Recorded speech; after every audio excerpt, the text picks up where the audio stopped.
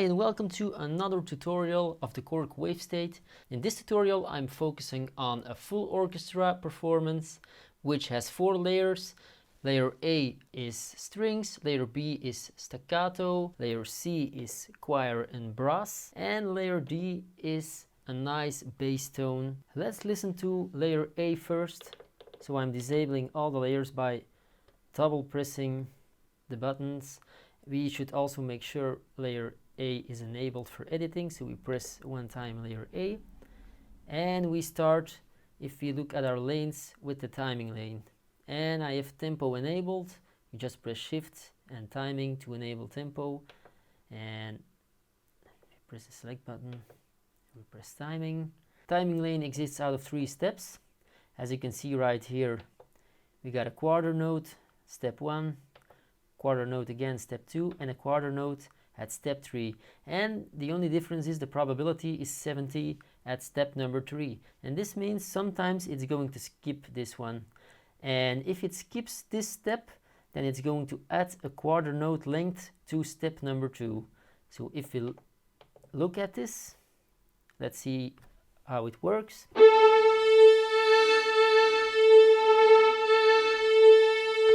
As you could see in the last time that I played this, it was adding another quarter note to step number 2. And the reason why I did this is because I want to randomize our performance a little bit, so it's not just quarter notes all the time. And now let's look at the sample lane. Oh yeah, also remember X fade is on. In this case it's on tempo, so I'm X fading. This is the value of the X fade. Let's look at our sample lane. Also 3 steps. First sample is orchestra strings. Let's take a listen by pressing enter and the first step.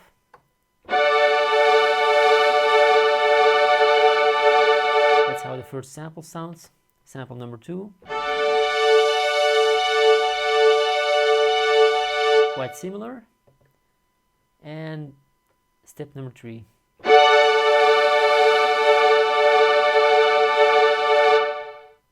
So this layer is basically just 3 different samples that fade into each other.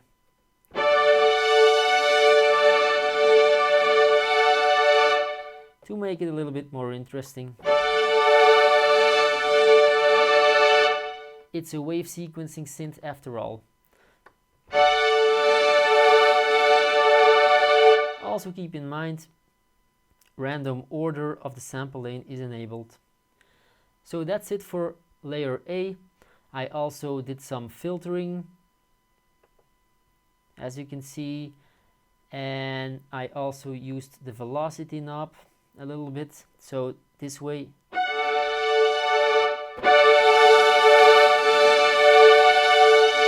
it's to give that velocity feeling to our layer. The same with amplifier, also some velocity. So the harder I press, the louder it will sound. And the filter, the softer I press the keys, the more it will cut off the sound. And my cutoff is at this settings. And that works pretty fine for most samples. Let's move on to layer B.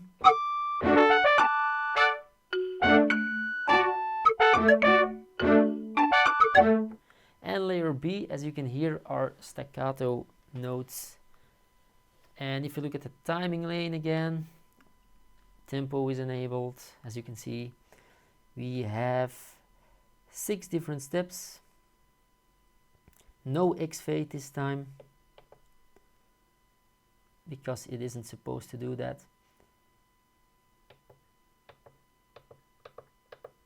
If we look at our timing lane and our different steps, we have A1, which is an 8th note.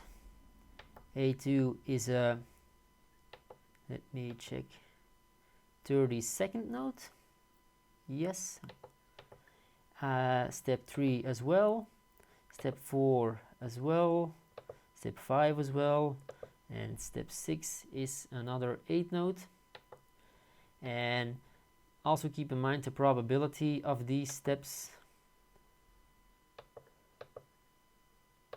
is quite low for the fast notes and actually quite high for number 1 and number 6.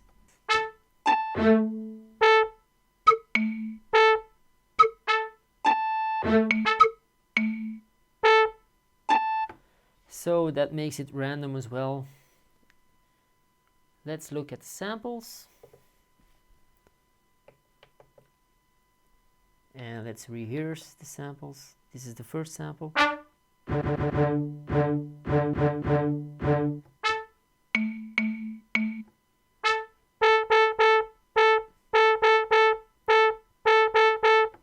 I also have random order enabled, but this sometimes gives problems when I'm just rehearsing the samples.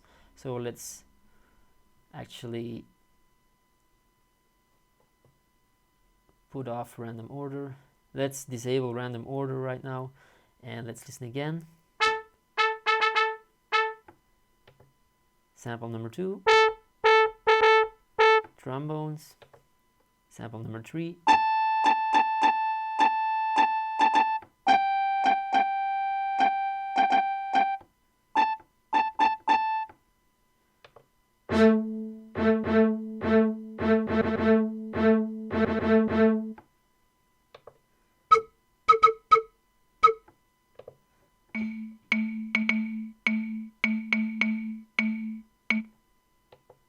also keep in mind, for some samples I changed the octave to 1, plus 1, minus 1, xylophone also minus 1.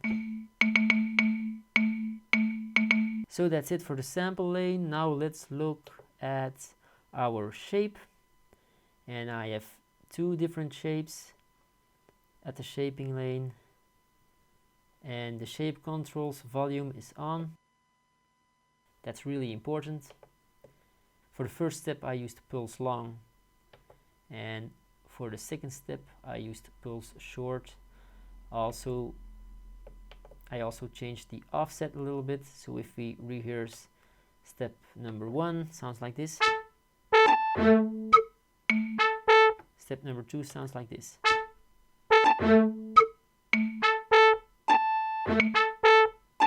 So step number 2 is just a little bit longer, and the probability is 70.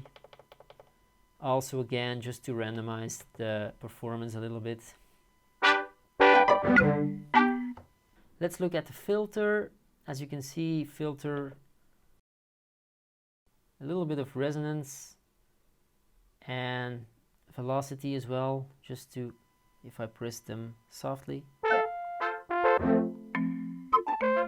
hard, amplifier, envelope, the same, kind of the same as with layer A, just to have that velocity.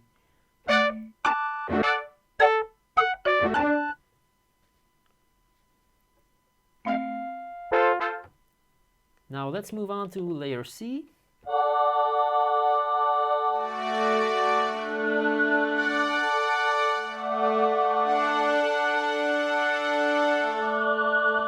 And layer C is brass and choir mixed together and fading into each other.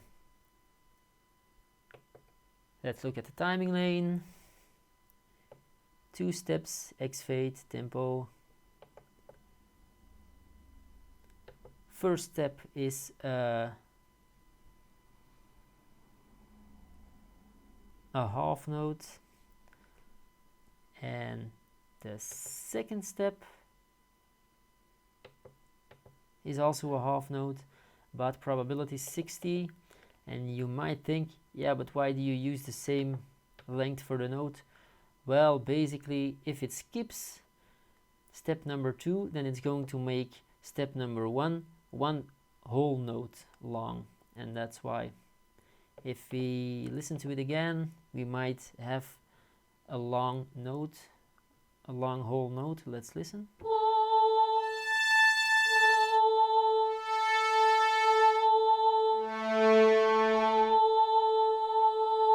Yeah, that was one long note, a whole note actually. And that's because it adds the length of the skipped step number 2 to step number 1, if it is skipping number 2, of course. Now, what else can I say? Tempo is enabled again, as you could see. Also keep in mind, sync notes is enabled for all the layers. If I disable sync notes for every layer, it would sound like this.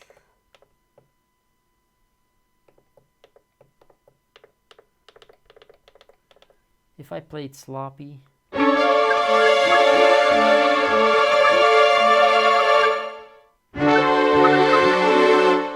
then it's just totally out of sync and it sounds like boop. If I do it again,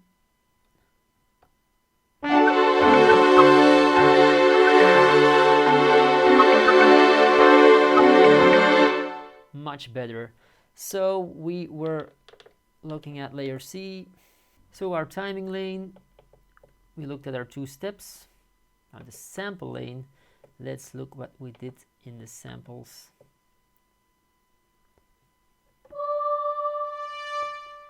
So sample number 1 is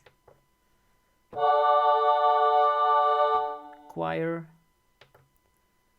Sample number 2, brass ensemble.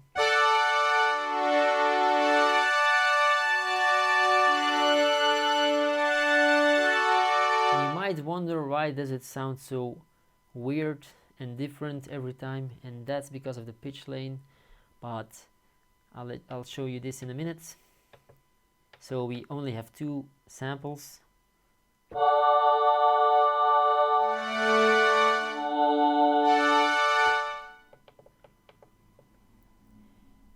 And no random order. Let's look at our pitch lane. First step is not transposed. The second step is transposed a full octave down, so minus 12 semitones, semitones. And step number 3 is 1 octave higher, plus 12 semitones. And as you can see, probability of step number 2 and 3 are quite low, and step number 1 is 100.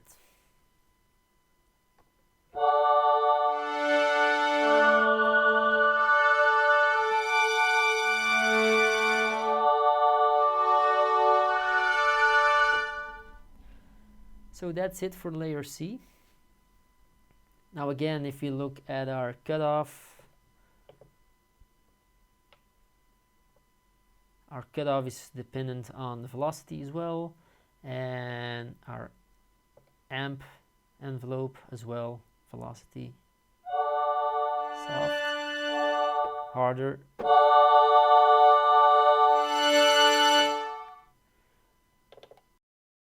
And this is layer D.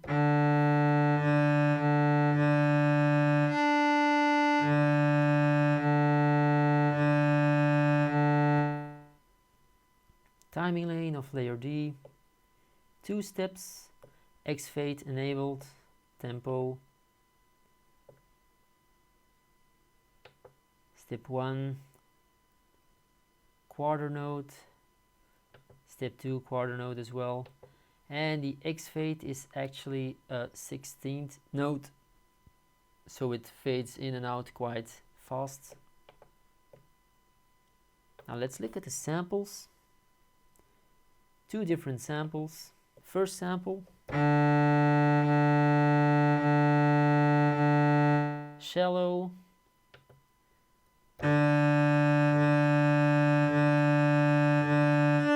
The second one too. Now let's listen a little bit lower.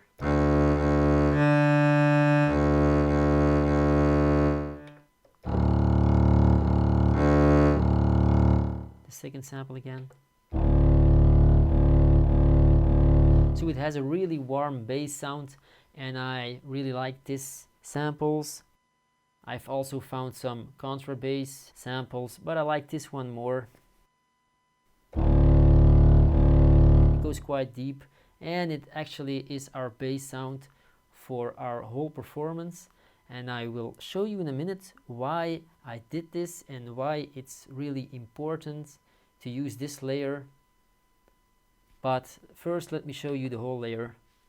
So sample, just 2 samples, no random order. I just want sample 1, sample 2, sample 1, sample 2.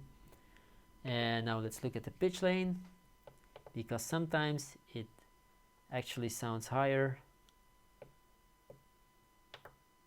As you can see, step number 2, plus 12 semitones, and the probability is 15. Just to make it more randomized and more interesting.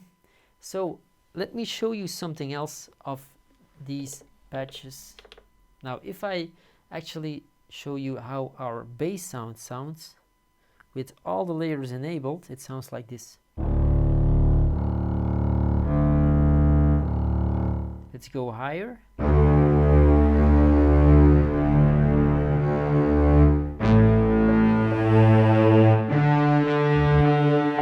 And there's something you might have noticed. If we actually, the lower we play, the less we hear from layer A, B and C. And layer D is actually a little bit louder at the low range. If I disable the other layers, I can show you layer D only.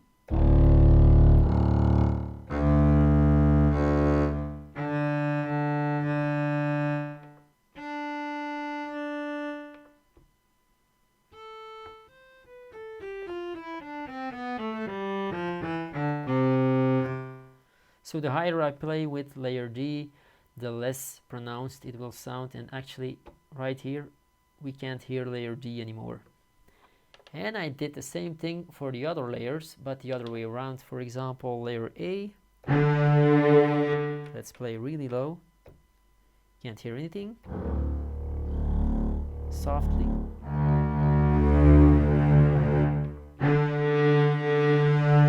And the same for the staccato layer. If we play really low, you don't hear anything. If you go up,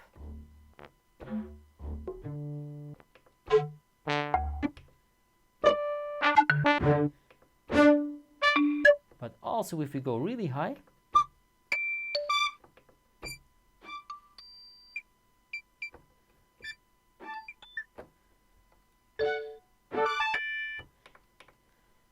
because I don't like the high sound of these staccato samples. Let me listen to layer C. Lower. Lower.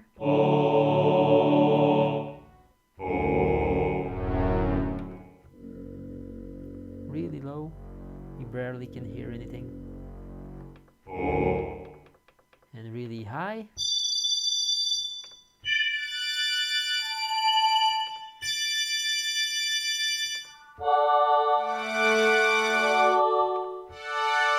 And all of this is controlled. Let me show you this. If we press perform actually, and we go to our, let's see, keyboard zones. And this is where we can decide our lowest note and our highest sounding note. And just look at the settings right here. We can also fade it in and fade it out a little bit, so I use this as well on most layers. And really important as well, if we look at the voice sign and we look at layer A, it's poly, B2, C2, but really important, layer D is mono. And what's even more important, priority is low. So this means if I play a chord, for example this D major chord, and I only play layer D, it will only play the low note. So it's actually really meant as a bass layer. Now if I don't play any bass, and I might play just a chord like this, this is the lowest note it's playing, and that's why I didn't like layer D to play high notes. So you barely hear this note, and if you play it right here, this chord, you already hear this one better. If you go even lower, it gets louder. So basically every time I can play just like this, which is a really strange chord, but it's just playing the lowest note all the time. And I thought that's just something fancy we can use. So that's about it. Of course, we can also add some modulation to a lot of things. One thing you should remember as well, I have the reverb. This one, Rich Hall. If you listen again. So some reverb is always lovely. Anyway, that's it for today's tutorial. I hope you liked it. Please don't forget to subscribe to this channel so you don't miss out on any future tutorials. And I hope to see you again in the next video.